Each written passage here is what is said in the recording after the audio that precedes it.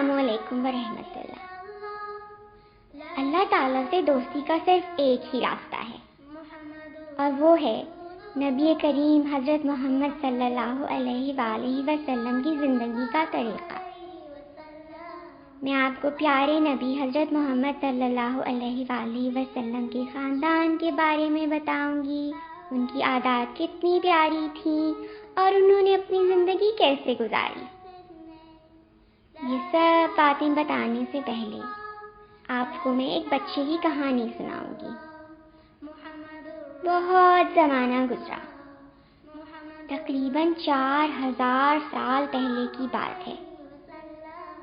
دریائے فرات کے کنارے ایک شہر اور تھا۔ وہاں کا موسم بہت خوبصورت تھا، درختوں پر خوب پھل لگتے، کھیت ہرے بھرے تھے۔ صبح ہوتی تو سورج پوری آب و تاب کے ساتھ چمکتا ہوا نکلتا، رات ہوتی تو چاند اپنی کرنوں سے ہر طرف روشنی کرتے تھا۔ چاند کی ٹھنڈی ٹھنڈی چاندنی میں باغات اور گھر اور بھی خوبصورت دکھائی دیتے۔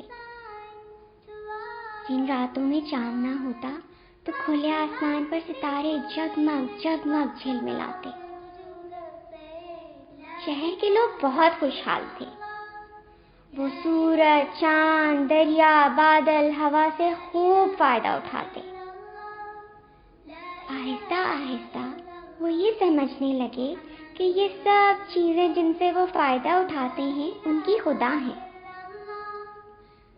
بجائے اس کے کہ وہ ان کو اللہ کی نعمتیں جان کر اللہ سبحانہ تعالیٰ کا شکر ادا کرتے، وہ چاند، سورج اور ستاروں کی عبادت کرنے لگے۔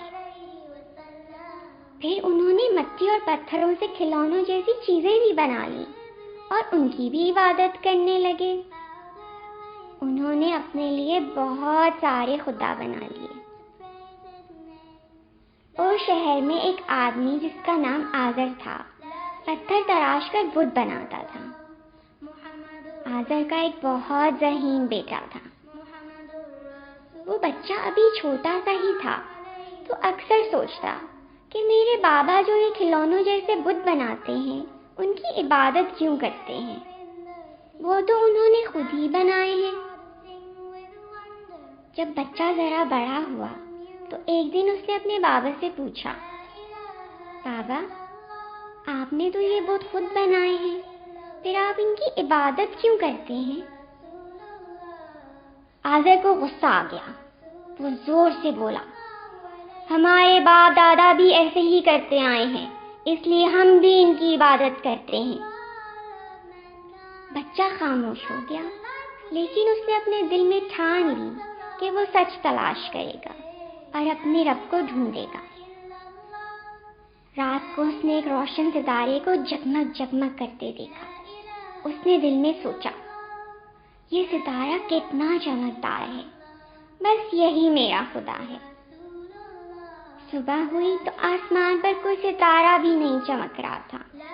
وہ دل میں بہت شرمندہ ہوا اور سوچنے لگا، یہ ستارہ میرا خدا نہیں ہو سکتا، وہ تو ڈوب گیا۔ اگلی رات اس نے چاند کو دیکھا جو ہر طرف اپنی چاندنی پھیلا رہا تھا۔ اس کو وہ روشن روشن چاند بہت پیارا لگا۔ اس نے دل میں سوچا، یہ کتنا پیارا اور روشن ہے، بس یہی میرا خدا ہے۔ صبح ہوئی تو چاند بھی غروب ہو گیا۔ بچے کی آنکھ کھلی تو آسمان پر چاند نظر ہی نہیں آ رہا تھا۔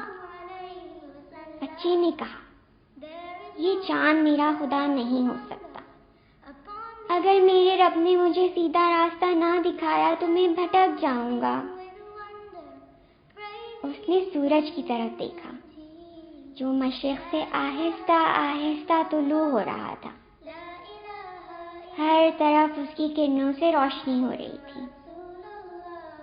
اس نے دل میں سوچا، میرا خیال ہے کہ یہ سورج ہی میرا خدا ہے، یہ سب سے بڑا اور روشن ہے۔ شام ڈھلے سورج بھی غروب ہو گیا۔ بچہ سوچ میں ڈوب گیا اور غور کرنے لگا، آخر کار وہ اس نتیجے پر پہنچا کہ یہ تمام چیزیں اللہ کی مخلوق ہیں، اللہ نہیں ہے۔ اللہ تو وہ ہے جس نے یہ تمام چیزیں انسان کے لیے بنائی ہیں۔ وہ واحد ہے، اس کا کوئی شریک نہیں، بس وہی ہمارا رب ہے۔ ایک دن شہر کے تمام لوگ شہر سے باہر میلہ دیکھنے گئے۔ بچہ میلے میں جانے کے بجائے اس جگہ گیا جہاں تمام بت رکھے تھے۔ اس نے ایک کلہاڑی سے سارے بت توڑ ڈالے۔ اس کے بعد وہ کلہاڑی سب سے بڑے بت کے کندھے پر رکھ دی اور وہاں سے چلا آیا۔ شام ڈھلے جب شہر کے لوگ واپس آئے تو تمام بت ٹوٹے ہوئے تھے، صرف سب سے بڑا بت ثابت تھا۔ سب لوگ بہت ناراض ہوئے۔ وہ جانتے تھے کہ یہ کام اس بچے کا ہے جو ان بتوں سے نفرت کرتا ہے۔ انہوں نے اس کو بلایا اور پوچھا، بتاؤ تم نے یہ بت کیوں توڑے ہیں؟ بچے نے جواب دیا، اس بڑے بت سے پوچھو جس کے کندھے پر کلہاڑی ہے۔ لوگوں نے جواب دیا، یہ بت تو نہ حرکت کر سکتا ہے اور نہ بول سکتا ہے۔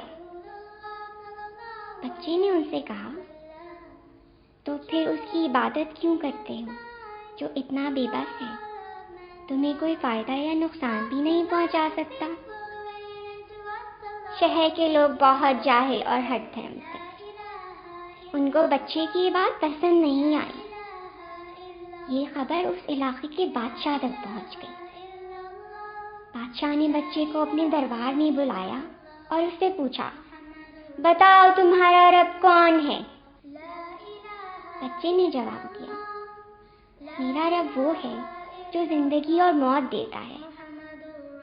بادشاہ کو بہت غصہ آیا اور کہنے لگا، یہ تو میں بھی کرتا ہوں، یہ دیکھو۔ یہ کہہ کر بادشاہ نے بے گناہ کو جان سے مار دیا اور ایک قیدی کو رہا کر دیا۔ بچے کا ایمان بہت مضبوط تھا۔ اس نے بادشاہ سے کہا، میرا رب مشرق سے سورج نکالتا اور مغرب میں غروب کرتا ہے۔ اگر تم اتنے طاقتور ہو تو سورج کو مغرب سے نکال کر دکھاؤ۔ بادشاہ کے پاس اس بات کا کوئی جواب نہیں تھا۔ اس نے درباریوں کو حکم دیا، ایک بہت بڑی آگ دہکائی جائے اور اس لڑکے کو زندہ آگ میں ڈال دیا جائے۔ درباریوں نے آگ دہکائی اور جب وہ خوب بھڑک گئی تو لڑکے کو آگ میں پھینک دیا۔ اللہ تعالیٰ نے آگ کو حکم دیا، اے آگ تو اس کے لیے ٹھنڈی ہو جا۔ آگ نے اس کو ذرا سا بھی نقصان نہیں پہنچایا۔ آپ کو معلوم ہے یہ کون تھے؟ یہ اللہ تعالیٰ کے پیارے نبی حضرت ابراہیم علیہ السلام تھے۔ وہ بچپن سے ہی سچ کی تلاش میں تھے۔ انہوں نے اللہ تعالیٰ کی نشانیوں پر غور کیا اور سمجھ لیا کہ تمام چیزیں اللہ کی مخلوق ہیں۔ اللہ تعالیٰ کسی کے محتاج نہیں اور سب ان کے محتاج ہیں۔ اللہ تعالیٰ کا کوئی شریک نہیں۔ حضرت ابراہیم علیہ السلام اللہ تعالیٰ سے شدید محبت کرتے تھے۔ وہ اللہ تعالیٰ سے اتنی محبت کرتے تھے کہ اللہ تعالیٰ نے قرآن پاک میں ان کو اپنا دوست فرمایا ہے۔ حضرت ابراہیم علیہ السلام انتہائی نرم مزاج اور محبت کرنے والے تھے۔ اللہ تعالیٰ نے قرآن پاک میں ان کی نیک فطرت، صبر اور یقین کی تعریف فرمائی ہے۔ حضرت ابراہیم علیہ السلام شہر کے لوگوں کو سچائی کی طرف بلاتے رہے، ان کو بتاتے رہے کہ اللہ ایک ہے، اس کا کوئی شریک نہیں، لیکن شہر کے لوگ ان کے مخالف ہو گئے اور حضرت ابراہیم علیہ السلام کو اپنا شہر چھوڑنا پڑا۔ یہ جاننے کے لیے کہ حضرت ابراہیم علیہ السلام کہاں گئے اور کون ان کے ساتھ گیا، آپ کو اگلی قسط کا انتظار کرنا ہوگا۔ میں انشاءاللہ آپ کو ایک بہت خوبصورت کہانی سناؤں گی جس سے آپ کو معلوم ہوگا کہ اللہ پر بھروسہ کیسے کرتے ہیں اور اللہ سے محبت کرنے کا کیا انعام ہے۔ السلام علیکم ورحمۃ اللہ.